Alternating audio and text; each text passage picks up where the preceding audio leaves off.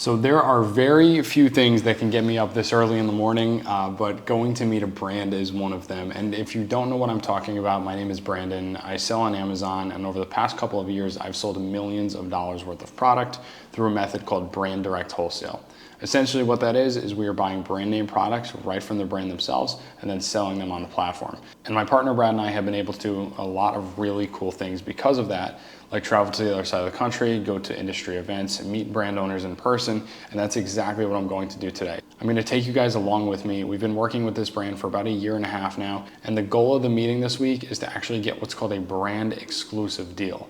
What that means is we're the only Amazon seller that is allowed to sell their product on the platform.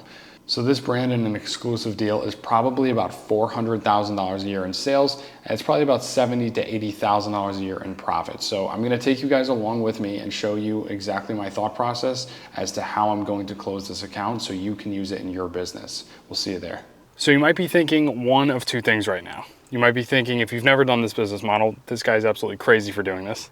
And the second thing is, if you have done this business model, you might be saying, well, how do I get to the position where I feel comfortable enough to make a move like this and know it's the right decision, to fly halfway across the country to meet a brand owner and know that I made the right decision to do so? I'm going to talk you through the thought process essentially as to, when we'll make decisions like this. Because we're not just flying out there on a whim. We've been working, we've had a relationship going with this brand for quite a while, and it's finally time to make that move. So I'm going to talk you through kind of my thought process and give you the backstory on this brand to kind of help you make a decision, when this is the appropriate move, because it's not always appropriate, right? So when you start talking to a brand, you're not going to start by doing something like this, right? You're going to start on the phone or by an email. We prefer to call because it allows you to get a better grasp on how the brand is actually feeling. And so when I had called this brand originally, it was actually a hard no. It was like, we don't want to work with you, brick and mortar stores only, and I eventually was able to find a small pain point in the tonality of the brand owner as to problems they were dealing with. And so if you can kind of target in on those pain points and provide value over time, that is how we have found the most success in our business. So in this case, there was a pain point with counterfeits, and there was a pain point with rogue sellers on the listings. And so over time, providing a solution to that problem was what was able to essentially open the door to, hey, we might want to work with you guys. And just doing that over the long term and creating a trusting relationship has been, and this is just another level to that, right? So building trust in person is just another level. But originally, I just want to let you guys know, this did not start out as, hey, we want to work with you. This started out how most accounts start out, which is, we don't want to work with Amazon sellers. We don't want to deal with you.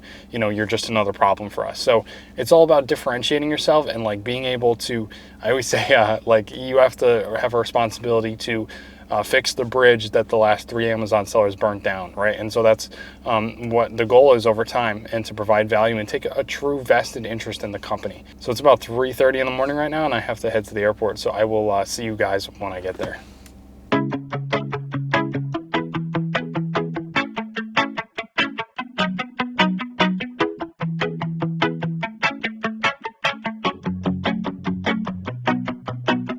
So I just got into the hotel. I actually went out to coffee with the brand owner. He actually picked me up from the airport by his request, and we went out and we had a quick meeting before I got together with the rest of the team tomorrow, and he let on to a couple of different things which I think are super important for my meeting tomorrow with the team.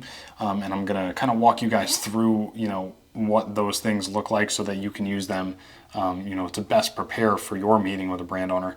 And, the biggest thing with feeling nervous or anything like that, especially when there's a lot of money on the line, is not being prepared. So you're only going to be nervous if you're not prepared. So I'm going to actually run to a Target across the street because I don't have a Sharpie, which I need because I want to draw some things out and convey them to him and the rest of the team. Because again, guys, we're selling the vision as an Amazon seller. We are not selling the logistics. We're selling the vision. So if I can convey that by quite literally drawing pictures, then that's something that is going to be more effective than just trying to ramble Amazon knowledge at them. So I'm going to go do that. I will walk you guys through exactly my thought process and how I'm going about this before tomorrow's meeting. Also, I find that whenever I travel, one of the biggest things, like I've been up for so many hours at this point, one of the things that always kind of gets me back on my schedule is by going to the gym and working out. So I'm probably gonna do that, go run to Target and grab a Sharpie and maybe another coffee, and I will see you guys when I get back.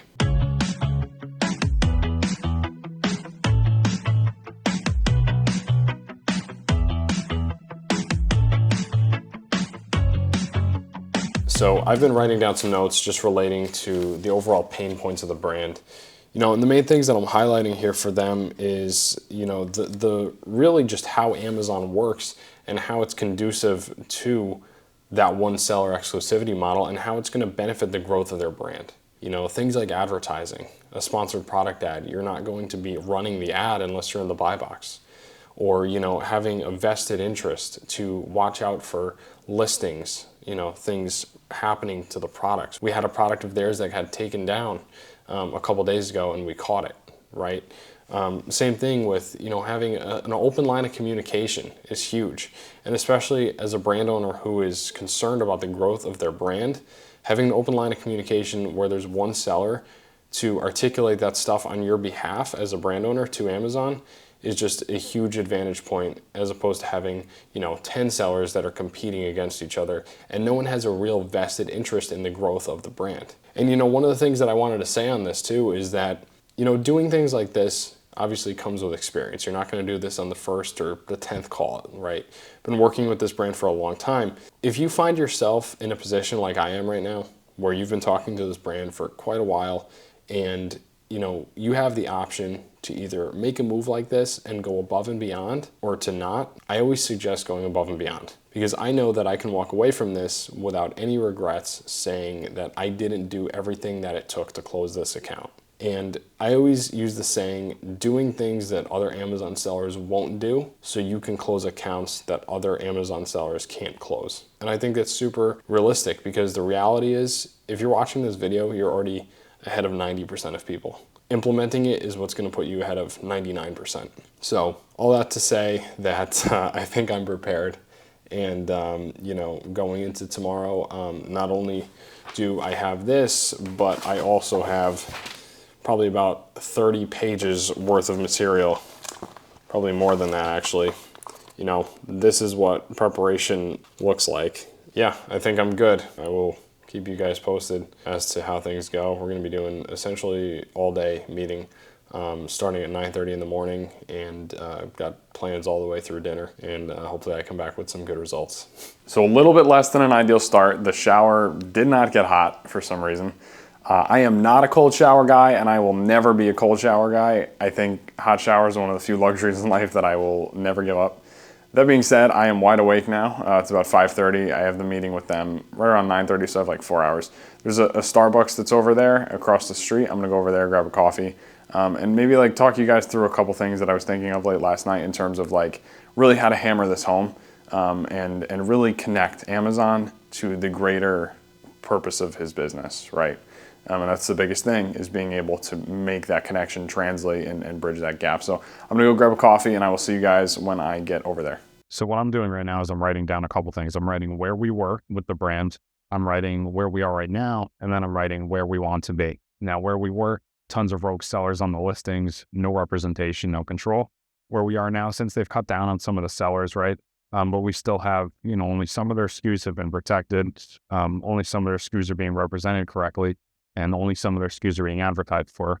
Where we want to go is obviously one seller exclusive model, but I'm tying that in not to those other things. I'm tying that into the overall vision of the brand and the company to say, hey, we want to leave a legacy here. We want to make sure that the brand is represented and articulated correctly. So, we're not talking about merging listings or optimization or things like that.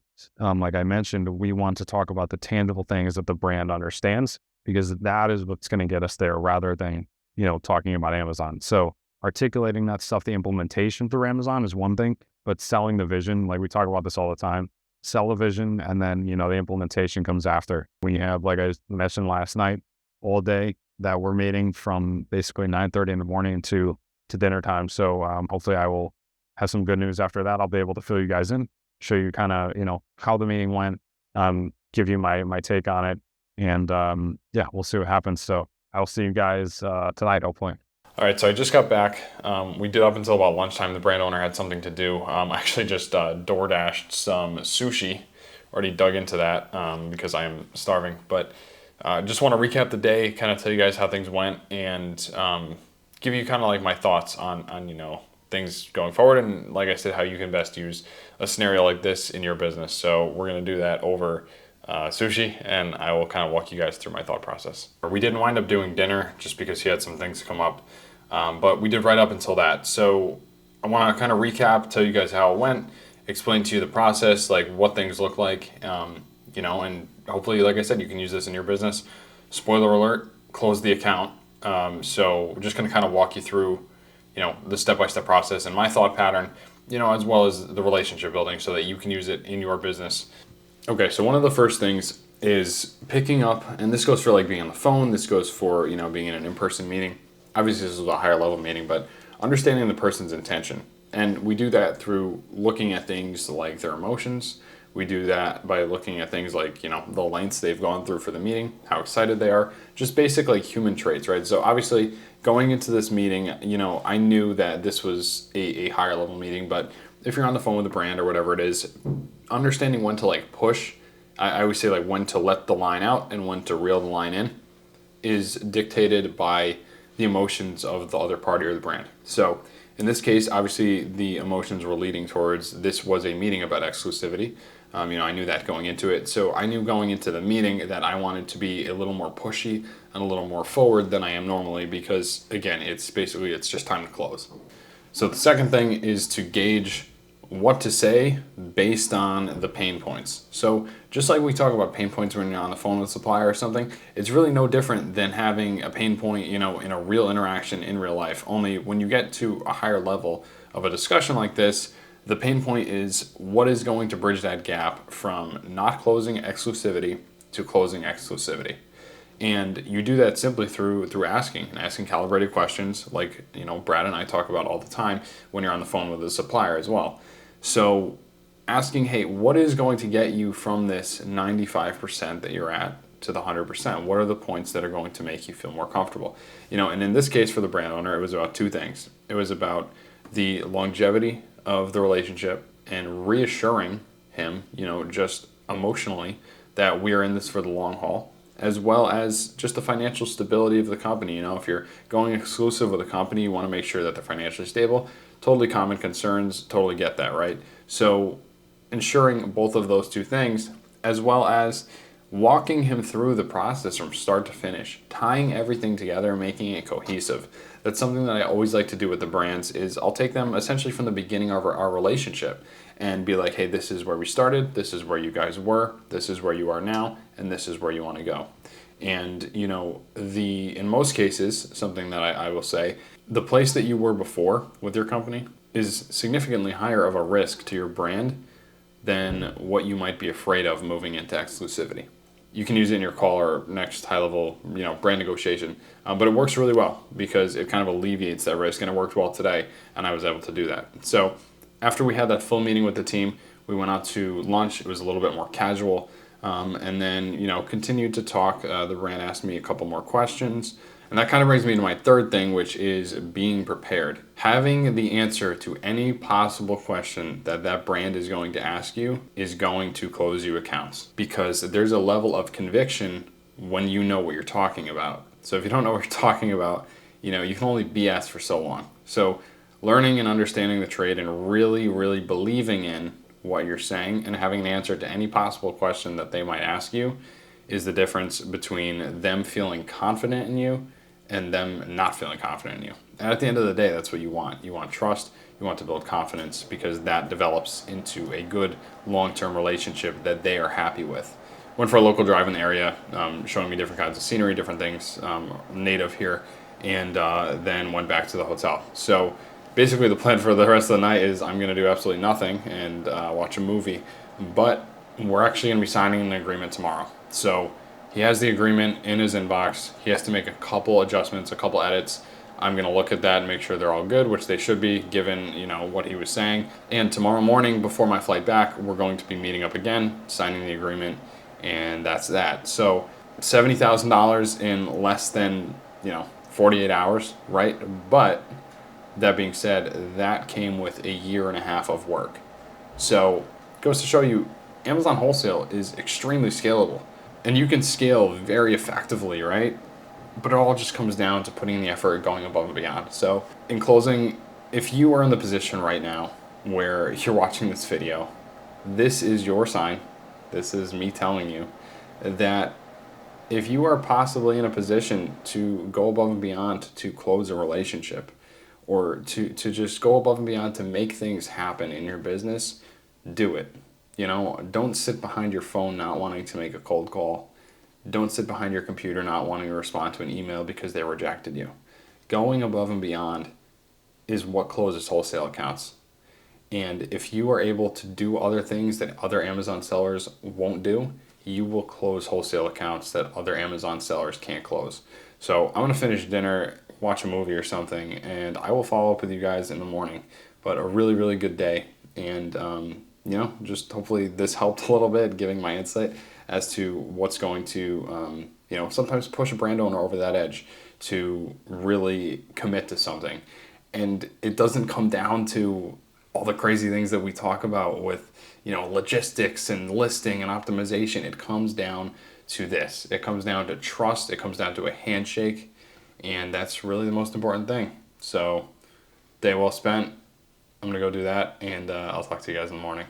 All right, so it's officially the next morning, and we are signed into the contract. I'm actually back to the airport now, and we were able to get the minor things worked out that the brand owner had concerns about, and we're good to go. So the next step is to continue the relationship how we started, which is with trust and integrity and following through on all we said. So we're going to get some purchase orders drafted, but the next time you guys will see me, I'll be back home, and we can just kind of recap the whole thing and go from there. But we are officially signed in and had a very successful trip. So about to go catch my flight, and I will see you guys when I get back. So I knew that this trip was going too well.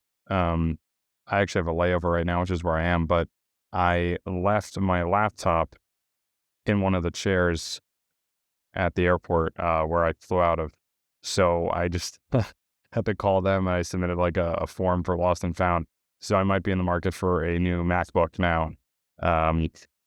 So stupid mistake on my end, but it is what it is. So hopefully they can find it. If not, I'm going to have to go get a new laptop probably tomorrow when I get back. So whatever. Gonna go catch my next flight, but yeah, it kind of sucks, but it is what it is. So here's my new laptop. But actually, here's also a missed delivery notification from UPS because they found my laptop at the airport terminal and I had it sent back. However, it required a signature and I was not here for that. So then they sent it to what they call an access point, where you go to pick up your package if it's not delivered to your house. And I got the notification for the missed delivery yesterday, but then they told me they had already had the item for 5 days at the access point, at which they send it back to the sender. So in other words, my laptop is on its way back to the airport right now, which is absolutely unbelievable. I have to reroute the package to try and get it back. But, I have a new improved laptop, which I needed anyway. But that being said, I just wanted to recap the trip now that I am back and just kind of go through everything again to really just help you guys hopefully to understand how to approach a situation like this within your business. So the first thing is going to be selling the vision, not selling the logistics. A lot of people don't understand Amazon, and it's our job as Amazon sellers to be able to convey that information in a way they understand, to be able to translate for them.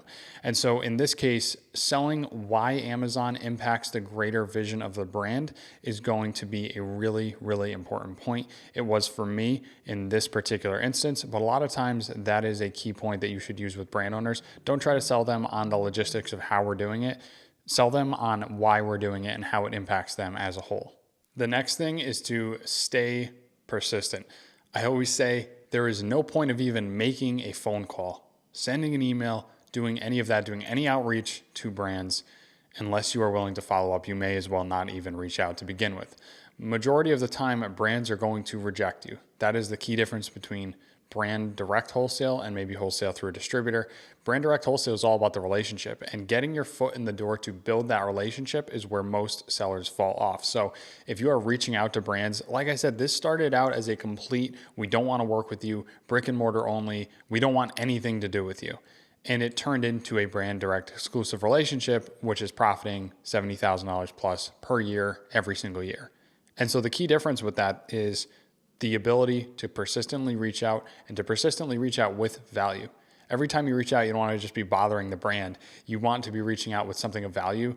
Give, and it will come back to you. And the third and final point is go above and beyond. That, if I can leave you with anything, is going to separate you from every other Amazon seller out there. You hear all the time that Amazon wholesale especially is saturated, how there's so many people that are reaching out and all these brands don't want to work with you. And I'm going to tell you that, yeah, it's saturated if you don't want to put the work in. There's a ton of people who are just doing the bare minimum and expecting to get results. But the reality is, if you go above and beyond and really make your best effort to provide value to those brands you're working with, you are going to be ahead of 99.9% of people doing brand direct wholesale. So it's only oversaturated for the people that are not willing to put in the work. So with that being said, I appreciate you guys coming on this journey with me, and hopefully I was able to teach you some stuff about how to close a brand direct exclusive and how you can implement that in your next call with a brand. So I'm rooting for you guys. Let's go.